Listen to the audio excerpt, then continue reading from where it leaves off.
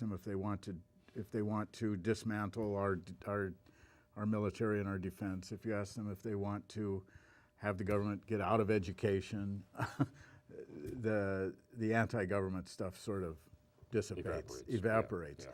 But I do think that Americans essentially understand the common good. There are things I see in this Tea Party movement that make me worry, though. There's an elevation of a very frank and candid elevation of the idea of selfishness in the Tea Party. A lot of it's based on the teachings of Ayn Rand, who was kind of the godmother of the libertarian movement. The idea that government is essentially illegitimate, basically, and that it has no real right to tax or to collect resources for the common good. And you know, she wrote a book called The Virtue of Selfishness. Yeah. And a lot of people actually believe this stuff, and it's scary. I think it's one of the most toxic. She toxic. must get along famously with Gordon Gekko.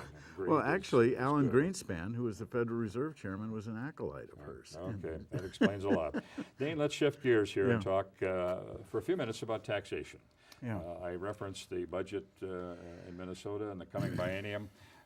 Just briefly describe our present system of raising revenue, how it works, who are the winners, who are the losers, is it progressive, neutral, regressive, a lot of stuff there, but you can handle it. Right. Well, the state government is primarily financed with sales taxes and income taxes, about half and half. And that raises about 2/3 of the revenue that we do public stuff with. And we cut taxes way too much about 10 years ago when we were in a record surplus. Had a surplus at the state government. Right, so we cut income tax rates to the lowest level we have had since the income tax structure came along in the 40s and 30s. Right. So we got rock bottom tax rates, and guess what? The supply-siders who claim that you can raise revenue by cutting tax rates were wrong again. Yeah, And we almost immediately saw a recession rather than, you know, a utopia that's promised from tax cuts. And we've been running deficits more or less ever since. There was a kind of a weak recovery in the middle of this last decade, and we had a brief 1 year or 2 year period of black ink, but we're in red ink and have been consistently. And we can't run deficits at the state level because of our Constitution, which requires a balanced budget. The federal government can borrow and spend. We cannot. We have to tax and spend if we want to keep up our public investments. So we have another projected deficit. It's ongoing. It's projected at about 15 to 20% of our total state dollars. These state dollars, by the way, much of them actually end up in schools. Most lion's share, the single largest piece of the pie that the state invests in is students and schools.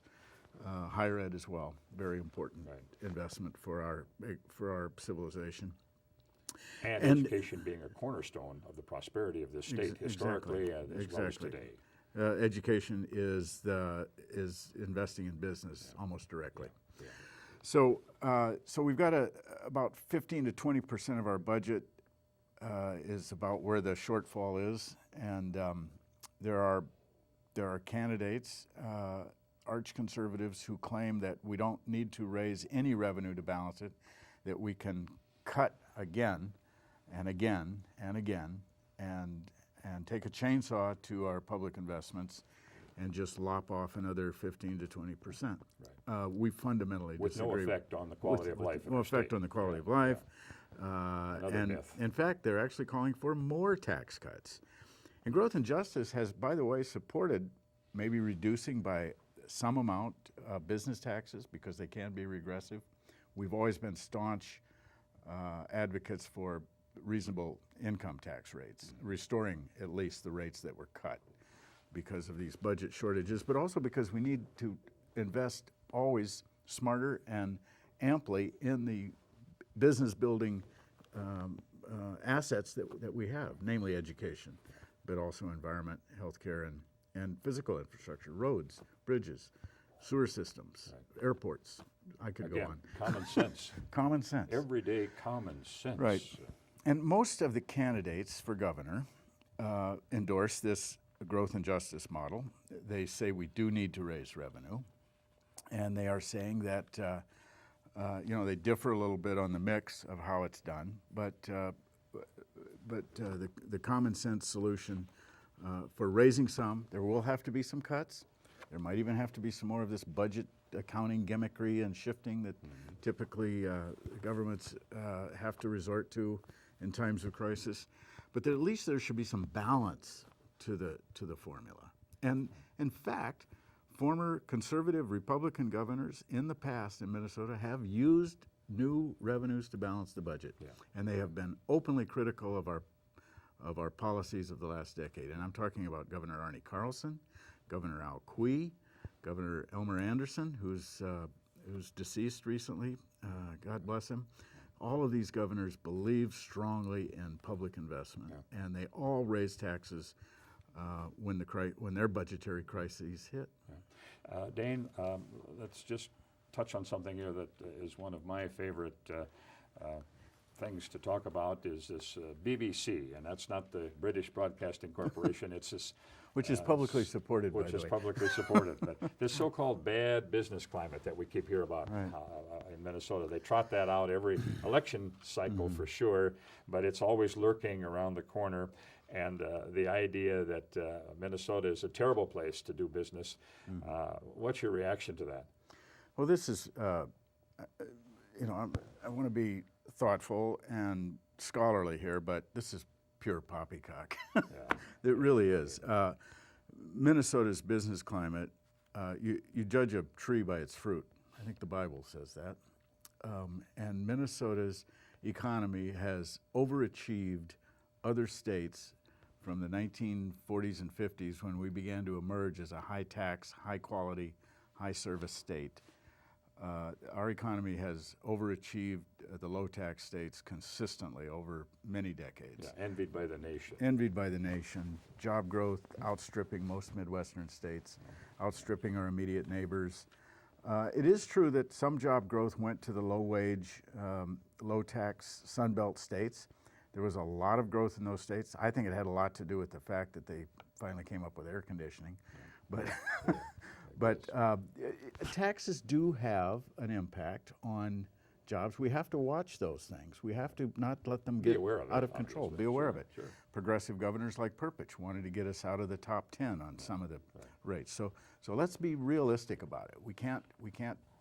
It's true that we cannot just tax our way to prosperity, but we have to remember the value of those taxes and how they're being invested, and recognize that Minnesota's had a very good business climate. In that regard, Wayne, Dane is talking about taxes and smart investments. Public employees, government workers, how do they fit into this equation? We got too many of them, too few.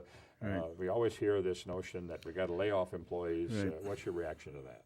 You know, bashing government workers is one of the favorite sports of the anti-government, anti-tax crowd, and it's really tiresome and really unjustified. It's not even funny anymore. And the fact is, you know, I just have to tell a quick anecdote here. I went to get my, had a little problem with my title for my car caused by the private sector, actually, my dealer. So I went to my DMV, Department of Motor Vehicle Services or whatever, in downtown St. Paul, walked right in the door of this big bad bureaucracy, and within 30 seconds, the receptionist, with a smile, had figured out what my problem was, cut through some, the problems that existed, recommended a course of action that cost me nothing. And I was out of there, I think, in about 3 minutes. Yeah. And it happens hundreds, if not thousands of times a day. This happens over and over and over and over and over and over in Minnesota. Not every public school teacher that my children had in the public schools in the state that I think was the best teacher in the world. There were some I didn't think were as good as others, but my personal experience with Minnesota public employees is overwhelmingly positive. And the fact is, our government workers are neither overpaid into There are the not too many of them, categories, and government, taxes, they're delivering the goods. They're doing important work. They are among the most highly rated public employees in the nation. And I understand, Dane, that on a per capita basis, Minnesota has one of the lowest numbers of public employees in the country. This is actually not just recently true, it's been true a long time. Yes. And it's one of the most underreported facts about the public sector in this state. Yeah. We pay our public employees a little better benefits and wages than other states, but we have fewer of them. They are more efficient, they are more productive. So even though we have ranked relatively high on taxes as a percent of income, and our public employees are paid a little more than their national counterparts in other states, we have fewer of them actually. We're 40th in number of public employees, state and local, per capita. So per we 10,000. rank near the bottom of the 50 states. In the total number. Total number. Right. Remarkable. And you know, in terms of compensation, while it's true that we pay our public employees a little more, and I'm proud of that, I think you get what you pay for, the fact is that their income, when you adjust for their education and their skill level and their age, they are actually paid less than their private sector counterparts. You take a college-educated public sector worker on average, see how much they're paid, you compare that to the private sector for the same level of education, they pay a penalty for being in the public sector, for being government workers.